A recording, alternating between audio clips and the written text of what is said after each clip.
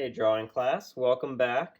Hope everyone's hanging in there. Last week we looked at kind of warming up for dynamic sketching, the difference between realistic sketching and illustrative sketching, and then just practiced on some simple either symmetrical or geometric objects. We can take this a little bit further now and start applying it to things of our own interest, but that starts with a prompt or a brief. So framing a brief, I think, is going to be the hardest part of this next step. Especially, I want to keep it fun and encouraging or interesting to you guys. So for this, instead of just giving you a straight problem to solve, I want you to go out and look for one. So there's going to be three parts, I think, to this process. We're going to be framing the brief. We'll be doing some research. And then some drawing.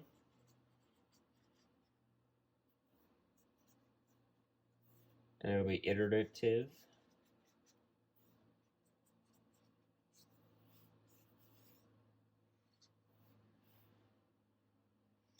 So this will be the hard part. This will be kind of the interesting, exciting part, and this will be the fun part. But for this framing the brief, what we need to do is you have an established problem you need to solve. So if you were at a company and you were doing this, they probably give you something to do very specifically. So within that brand, you'd have to keep it very online with what they're trying to represent. And then they would say, hey, solve this problem for us. We want you to design a plant pot that is self-watering and that has like a unique point of sales feature to it. So that gives you like a very precise thing to solve, and you have to kind of make it very cohesive with the rest of that brand name. For this, I want to keep you guys involved in it, so I want you to choose something that's interesting to you. Now, it's kind of hard, especially with that very open-endedness to it. You can kind of get lost without some constraint.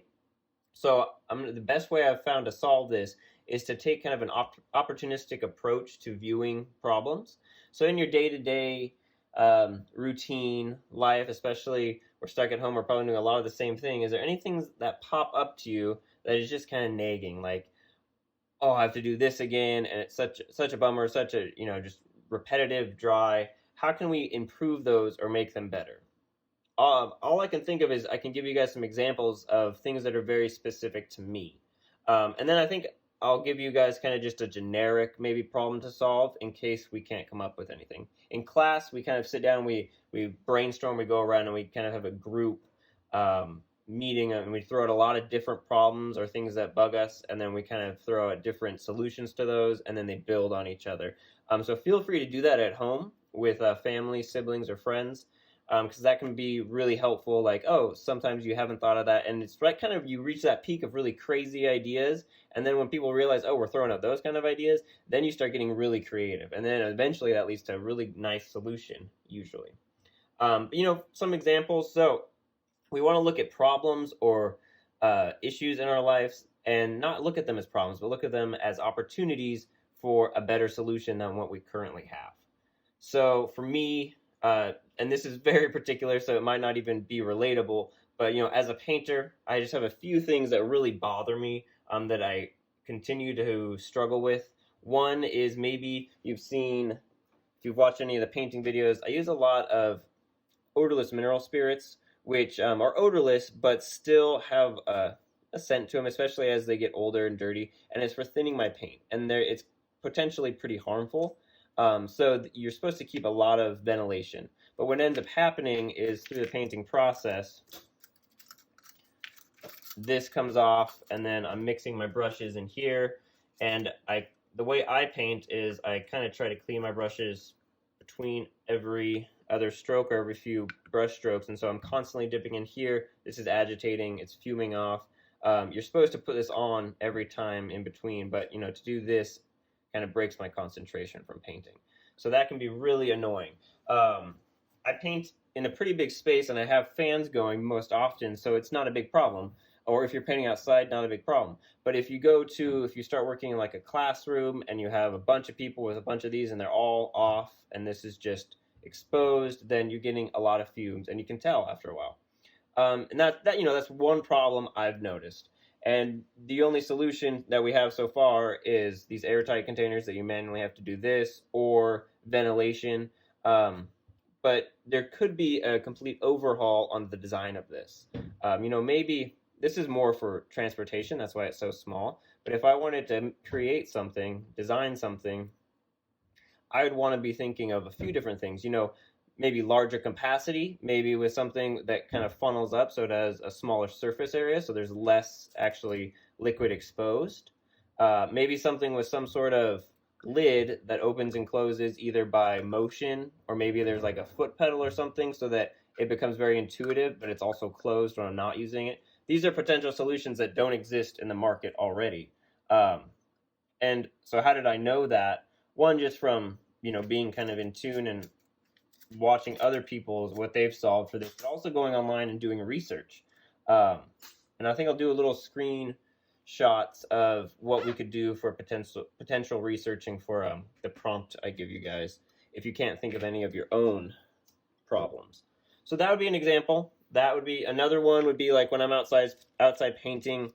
I'll usually have like a canvas or panel set up, and I'll start painting, and these brushes will get dirty. And if the wind starts to pick up, I'll usually have to steady my panel. And so what ends up happening is I end up like throwing my paintbrushes on the ground, holding my panel, and then I've only got room for one paintbrush. So it's always, when I'm painting outside, always tricky to figure out where am I going to set these brushes. Usually there's not room on my easel, so I'm always looking for new ways to solve that. And I can go through maybe like that research process for that. And then this all ends with, I think this time, for this assignment, I really just want you guys to pull ideas from your research, just trying to digest the information we're taking in. So the drawing will be more so of kind of putting down into our like visual vocabulary, trying to like instill it into our mind through drawing. So it'll be more research-based drawing rather than creating something wholly new. Then we can take those and start kind of altering them using the kind of features we observed in our research. But getting back to this, first we need to define the problem we're going to solve. So think about problems you have in your day-to-day life. Does your coffee get cold too quickly? You don't have it. Here's another really common one, is I hate carrying a bunch of stuff in my pockets.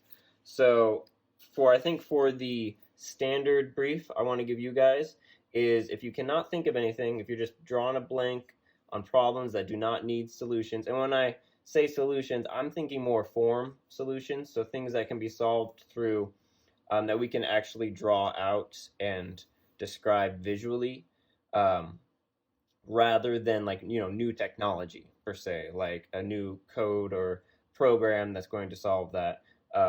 We're not thinking so much in that, more so like what are the actual objects that we can draw and design and change small features of relating to form. So if you can't think of anything, nothing comes to mind, and that I can definitely know that can be the case, then I'd say the prompt is to, I'm going to give you guys this, design a bag or a personal carry for your kind of daily needs, or just like the bare minimum. So I've initially kind of in class, the go-to is like a backpack, because we've all got backpacks for all of our books and computers or lunches, whatever we need. But even more basic than that, or like the stuff you have to carry in your pockets. I hate carrying stuff in my pockets. So what's kind of come back into style are these like little crossbody bags, or like fanny pack bags that are now worn as crossbody bags. And it's just, so what I want, if you can't think of anything, here's like a little prompt. Pull out all your stuff. Pull out like out of your pockets, like wallet, chapstick, lens wipes for my glasses, glass case, keys. What else we got here? Oh, reusable straw, and like my favorite pen.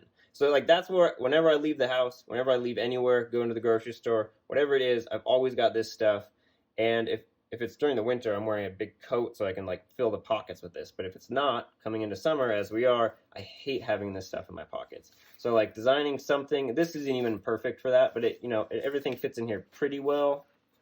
It all has this kind of like designated spaces, so I can just reach in and find everything pretty well organized. So that would be, I think, a good prompt, because it's going to be pretty simple. You know, there's nothing too complicated about this design. It's just this one big compartment with one small compartment on the back, and then it's kind of cut up in here. But I can show you how we can look at small features in our research, and then how we can draw different versions of this. So this would be a really good thing to like start to practice drawing. And simple enough, we're not going to get into anything too big, but just pull out, you know, like your everyday carry items. And I think that would be a really great prompt. And then it's personal to you. So, you know, who's to say what your needs are? People can't argue with it. Now, if you were to design this for a company, you're going to have to think a little bit more kind of empathetically about this and be like, yeah, maybe I need to carry a reusable straw, but maybe not everyone really cares that much. So that might not be a thing you design into the product. Okay, so definitely the hardest part is framing that brief. If you can't think of anything, pull all your stuff out of your pockets. Design a little either crossbody bag, fanny pack bag, or even one of those like sling bags, just something small. And we'll start simple and we'll add on and try and design it around your products rather than making your products just shoved into a big empty space. Okay, so now let's jump over the research portion of this, and I'll show you just kind of what I do, just bare minimum of how we can get started on this. And this is going to be the fun part, kind of like where the ideas start flowing. I pulled up some really simple, no brand, no name belt bags or crossbody bags, just to give you guys some ideas of what we can start to look for in the research process. You can go to, if you have something in mind or something that kind of sparked an answer to one of these prompts or problems we need to solve, then you can start there and kind of build off of that.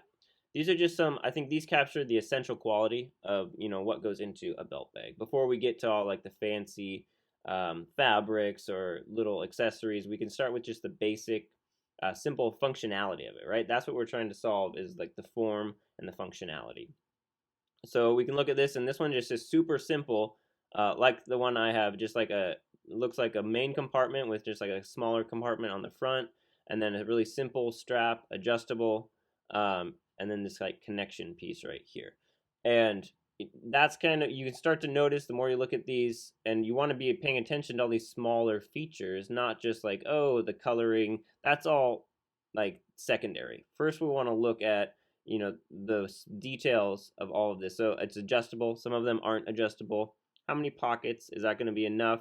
And look for some, when we're in this stage and we're just doing research, look for things with some nice variation. So I grabbed this guy, and you know, this one's not too different. It's almost got the exact same strap, but you'll notice the whole bag now kind of comes to a taper, rather than being kind of this solid structure here and then having this like tapered connection point to kind of go down and connect right there. It's kind of built into the bag, so this whole bag has a taper to it. And you might like that look better. You know, maybe you might not like how things could get stuck up in here. So all these things, you kind of need to put yourself in the situation and think through what it would actually be like using this. In real world design, you'd have to think about how multiple kind of types of people would be using this.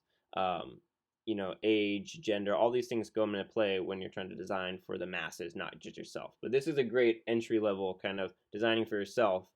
Is going to be a great way to approach that, because you can start asking questions more based on preference than on any information you have to include. So this is a little bit different.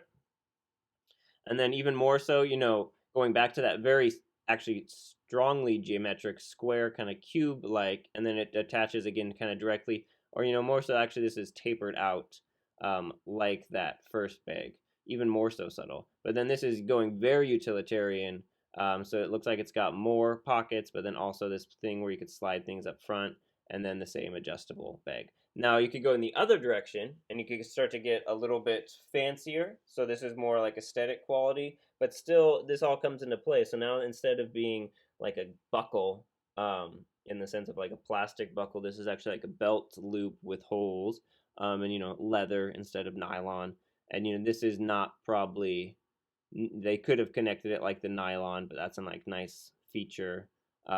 This part is left loose, and then probably not as much storage, or at least is not as much organization, and even less here, and then again more aesthetic quality. But these are all like these are just kind of vastly different, and so by looking at this whole range of things, you can start to pull different ideas of what you like and start combining them into kind of a Frankenstein of an idea that suits you best. So I just pulled these off of like a no-name website, but what website I do love going on and searching this stuff and doing my research is Amazon, because it gives you so much like when you go down to these related links, try to avoid these sponsored ones because there's just going to be more of the same. But if you go down to compare with similar items or related items or things that other people looked at, it starts to give you some really creative ideas or kind of iterations of things, and oftentimes things you wouldn't expect to see. But you can see in this is like that first one we looked at. It is just super geometric. What's cool here is if you do want to do branding, I don't know if I would suggest that. It is a good exercise. Maybe once we get past this kind of simple form construction, it is a good idea eventually to take in the idea of working with branding and keeping that cohesion throughout. Because you could look at smaller design details then. So once we move past that big form, you can see they'd actually designed the form. They made this round built around kind of the logo of the champion logo. So while I wouldn't say what I find is like when we get into designer bags and stuff like that, a lot of the function and form go out the door, and it's more about the logo and the embellishments, and so they lose a lot of I think the cleverness and the problem solving, and it's all about the name brand. So I don't encourage that, but I do think this is interesting where they take something like the logo and they build a bag around that. That's kind of cool, and then they incorporate like other features. Um, like it's got like a name tag, like you'd see probably in a champion sweatshirt. The actual material, the bag, is kind of made out of a champion sweatshirt. The logo is like what you'd see on letters of a high school or college. So those are all really kind of cool. These are more like athletic zippers. So those are kind of cool how that works like that. But then you can go down and you can start branching off from this and looking at iterations, where maybe more bags like this, like an actual crossbody sling instead of a fanny pack. Maybe you want the connection type like this. Maybe it's more ergonomical to the body. What I found great about Amazon is it pulls you into different industries. For instance, let's go back, let's revisit my paintbrush problem. What a common solution has been, and I've seen a lot, are these like clips. They call them like brush clips, and they just clip onto your easel, and you just drop your brushes in there, and that's good. But when I started researching that, because they're kind of a funny design, and they're not great for saving space, like in my backpack if I'm going to go out and hike and paint. So they're not the most well to travel with, but they are super sturdy and they hold the brush as well. But when I started researching this, what I found out was it's basically just a drumstick holder that they've marked up like 300% in price because it's for such a small market. And so then, but once I knew that, and I found that on Amazon, then that leads you to all sorts of other variations on kind of a drumstick holder. And you can get all sorts of different ideas. Like I could get like a plastic thing that would actually go around the leg of my tripod, and I could slip my brushes in for a lot more compact feel. So this just gives you a ton of more ideas. Or then playing with the idea of like maybe moving off the tripod. I think this was like a utility belt holder for people like an electrician that climbs light poles or electricity poles, and they need like studs or really long screws. And I was like, okay, that could probably work. None of these I'm in love with, but it's fun to like put these into your head and then start coming up with like I mentioned earlier, Frankenstein idea where you take the best of everything and start cramming it together in one. So let's take this, let's get inspired. Let's choose some of like your simplest forms, but like looking for some variety within each, really noticing some of these details and how they differ between the bags. And then we'll sketch those out just really simply using pens now. Now we can look at how we're going to incorporate the drawing process into the design process as a whole. And this is going to be less for designing at this stage and more just trying to get the information into our head so we can start looking at ideas and then developing them. So we're going to start just with really simple like orthographic drawings. Relatively all the same size. You'll see what I mean here. I've just got some Printer paper will work fine for this. And then remember our 3 different kinds of pens. So we've got 3 different line weights, light, medium, and thick. Just a ballpoint, felt tip, and Sharpie will do just fine. You could even start with a pencil, but I kind of find for this, just having like the permanency of pen over graphite is really nice. It loosens you up. As soon as, like, this is kind of intimidating, but then as soon as you start putting marks down, as long as you start light, like, don't go super hard or dark right away. Just start light and kind of feel it out. You can be scribbly. You can leave a lot of the construction behind, and then we can go back and clean it up with the heavier weight pen lines. But this is all about getting ideas across and developing those ideas and getting them into your own head. So for this, we're just going to be going back to our research and looking at translating those into drawing. And then the drawing is going to help us just take a closer look at some of this stuff. So if we think about that first bag we looked at, remember it was pretty simple and geometric. So I'm almost not even applying pressure, just letting the pen roll across the page, drawing from my shoulder.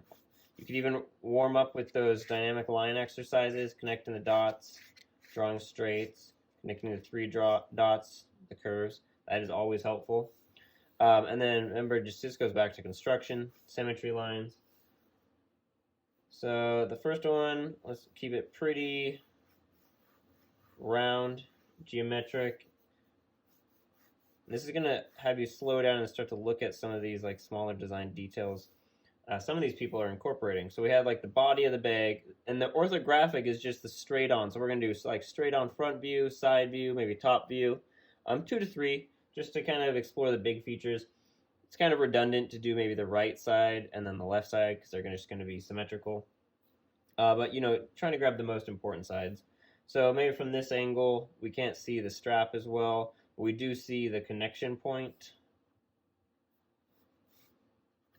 It's okay to draw through. Just try and keep it super light. Give myself a framework to build upon later. And if you want to put any kind of logo or thing there, you could that there. And then you can draw these kind of guides out, and that's going to give you the width so that this drawing is going to be relatable to that one. So now we can do a side view. Probably going to be semi-symmetrical too. And then, you know, all of these things, the iteration part comes from maybe you're just copying what you see for now, but you can start to change it too. So like maybe the connection point, I think in my bag, the connection point is actually on the back of the bag, right up where it would lean against like the body. Where maybe, I don't know about this bag, because I only saw the front view, but if you connect it in the center, maybe if there's a center seam, so here's like the front and then the whole storage part of the bag, but then maybe there's a seam that connects up to the top zipper, and that's where you connect this little tapered nylon part that then goes into the rest of the, and you can do like a little zigzag just to show that you're not going to draw the whole strap, but maybe connecting it there instead of the back could be beneficial. You know, if you get a lot of weight in this, it'll start to lean out and get really top heavy, but if you connect it more in the center point, then it'll put half the weight towards the back and half the weight in the front, so that'll help keep it flush to the body. So things to think about. See, like that's just a really small iteration. You could even, if you wanted to iterate it further, you could start with, so maybe that is how that one is, and then we want to just do one where there's the center line maybe with the zipper, and we know that zipper is right there, but then we connect it back here. So we have options. Then we can start to play with our options. You want to do a different one, we can maybe move to the one where that tapered connection point, so maybe it's the same, that's like the general body, maybe the same width, but the taper point parts are actually part of the bag before it goes into the strap. And maybe instead of it being like a round geometric storage compartment just like attached, maybe it's flush all the way to top here. It kind of rolls into the strap. This is kind of crossbody, but almost like a sling where it kind of hugs the body instead of being kind of stuck onto the body. And then these ones usually have quite a bit, like the zipper kind of cuts down and around just because they're larger capacity. look where the zipper might start. And a lot of these, the closed position is on the left. When you put a crossbody on, if you're moving it from the waist up to the body, you kind of want to think about little things like which direction are you going to be pulling the zipper. So for mine, I don't think I would wear it like this with my head up here, because then you're kind of pulling from the bottom and it can be kind of awkward if you're doing this. It'd make more sense to have it positioned like this, so you're opening up, kind of like a jacket, like a ski jacket. If your hands are cold or covered in gloves, it's a lot easier to open by grabbing and using like the gravity, the natural motion to pull the zipper down. So these are all small things that we want to start to be thinking about, and having to like identify and draw them is all going to help us do that. I made this a little bit looking down, so I kind of wanted to indicate the top there, but again, I don't want to make this a perspective drawing, just a straight on drawing. But again, we can pull out maybe the side, keep the height of this, and then we can show the actual storage of this. So again, this is probably flat body, but then that'll be quite a bit more storage than the smaller geometric sling.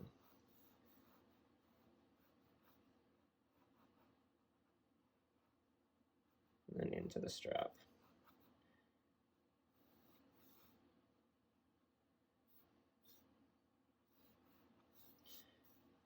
And we said flat across the top. Okay, and then that last one, before we got to like the fancy ones, was more, I think a little bit smaller, maybe more like this size, but super squared off.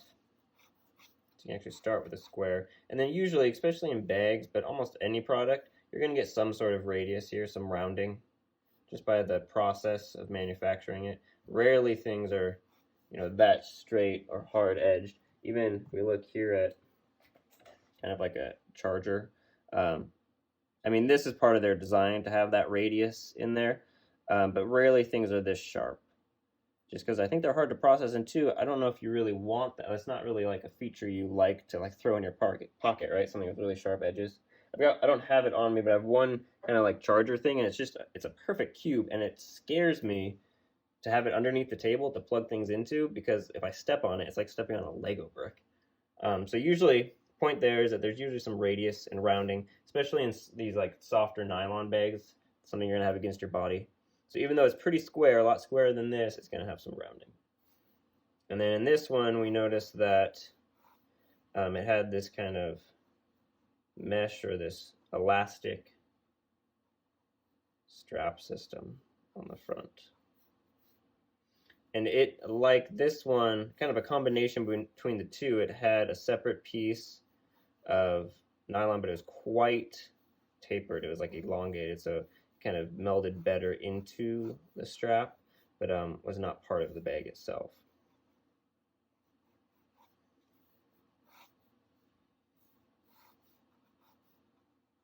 And you get to choose. You've already got the height of it figured out, so you get to determine the width.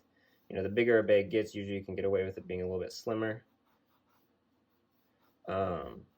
These are all kind of personal choices, but you can start to observe how, the general, usually these bigger slings are a little bit more higher capacity. These ones are a little bit smaller, depending on pockets. You can start to observe that and then start to think about like, well, what are you going to carry in it? You need maybe make a list of things that you have to hold, and then either make a pocket or like combine things. Okay, like throw that in there. I don't know. I have this weird obsession with finding like the perfect storage for everything. I find we're more nomadic. I'm nomadic. I kind of move from, once I leave the apartment in the morning, I've got like all these places to go, and they're all completely different. Like, you go to the gym, you need a gym bag with like sneakers and clothes. You go to work, you need your computer and stuff. You go to, if you're gonna do a painting session, I need stuff for my painting. So it's all different, all these different black bags. None of them fancy, but I've always been trying to search for like ones with like not too many pockets, but just the right amount for what I need. So that's what I want you to think about. Keys, wallet, chapstick. Have a place for everything, and then you'll never lose it. Even if it seems over-designed. This is your chance to over-design something, because it's going to be your personal bag. You don't have to make it one size fits all. So that's the really cool part about this. And then, maybe something with like this guy, if we, I think on this square one it might be easier to do.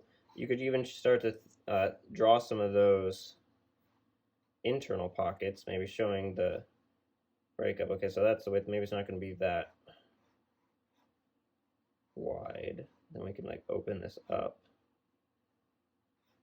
Thinking a little bit about perspective. Have like a bottom panel to it. Oops. Drawing from the elbow, not the shoulder.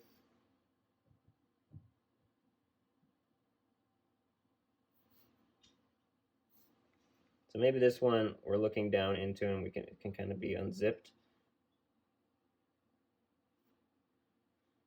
And we can see down, so you can maybe start to, maybe there's like a mesh pocket in here.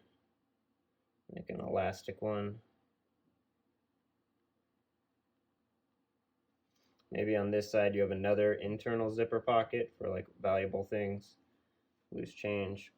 One thing, you know, I have noticed on other waste bags, and that I don't have on mine, but like there's like a D-ring or kind of like a little holder, which I really like, because you especially if you have a carabiner on your keys or something, you can just hook it right there. Then you don't need to go rifling in here. I'd say by far I use my keys the most out of anything in this bag, so having them like hooked on the outside can be really helpful.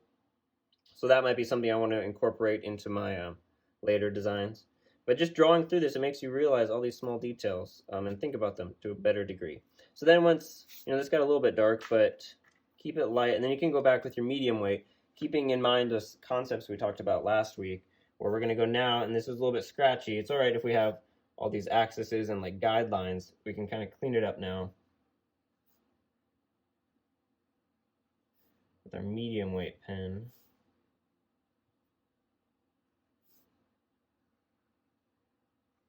And I'm not going to draw the internal lines, just the contour lines in this medium weight.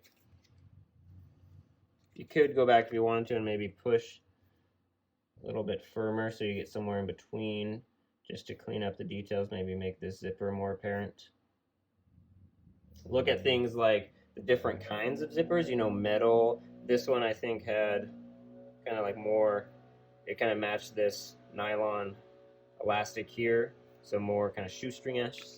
This one might have been, that was metal, I think. This could have been wider. I think maybe like even a tag was attached to that or something. Just think about those details. And then your third line, your weight line. Just to cash out. And if you want to get fancy with it, you could even do like a, imagine this like floating in like a photo box.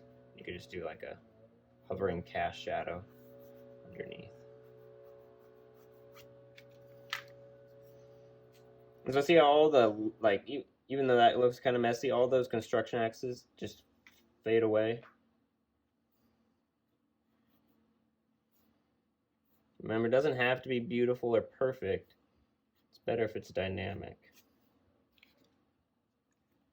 Broke my own rule, drew an internal line there.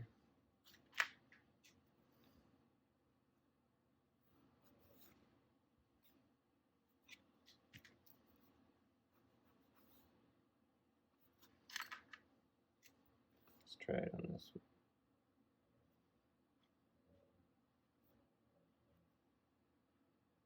Remember, it's to clean the contour up, but then also make it pop off the page with a little bit more contrast. That's kind of like the indication of the cast shadow or occlusion shadow, contact. Just gives it weight, holds it down, shows what side's up, what side's down.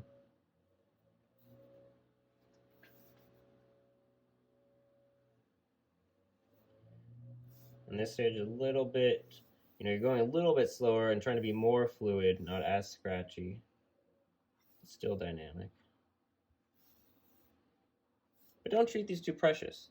Remember, this is all about getting all that research into your head. And so then now you're like, oh, I can start moving, like, yeah, I like that zipper. I like that key fob. You know, I liked some of the pockets on here, maybe not this so much utilitarianness, but, and like what's left on my list? Oh, okay, I need to figure out a place for my eye wipes. Things like that.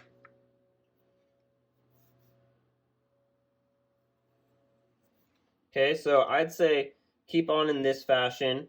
Remember, this is just the default prompt or brief. If you can think of a different opportunity or problem that needs solving with a form kind of function outside of your daily carry stuff, then feel free to do that. I would love that. But I just, sometimes without constraints or parameters, it's really hard to kind of come up with something on the spot. So this is your go-to. Just throw everything on the table and design a bag around it.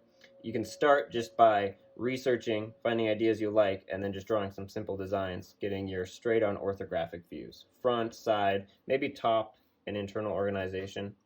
And so I'd say at least 3 different designs and at least 2 to 3 views of each.